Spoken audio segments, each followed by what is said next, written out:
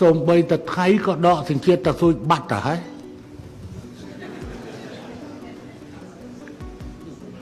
ថៃដកសញ្ជាតិតាស៊ូចភ័យចងប់សពតែខ្ញុំអត់តាន់បាននិយាយជាមួយម៉ណែតទេអាហ្នឹងរឿងនាយករដ្ឋមន្ត្រីគេធ្វើ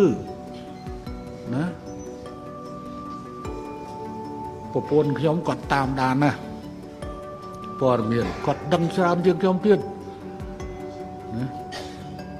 ហើយជាពិសេសគឺអ្នកណារងគ្រោះយ៉ាងម៉េចអីយ៉ាងម៉េចគឺគាត់គាត់តាមដានណា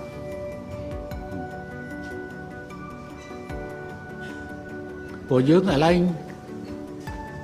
រឿងនេះរឿងនោះហើយគាត់មានពេលតាមដានជាពិសេសកិច្ចការមនុស្សធម៌របស់គាត់តើធំទៅសុយគឺគិតយ៉ាងម៉េចទៅសុយ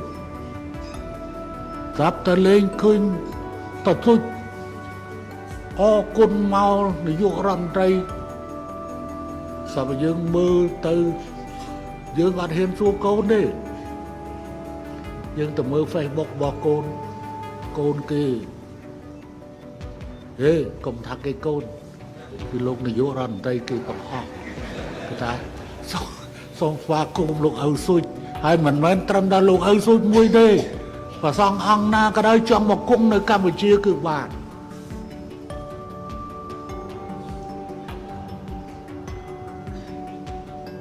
កុំអីថៃចាប់វាយខ្នោះតាស៊ូចបាត់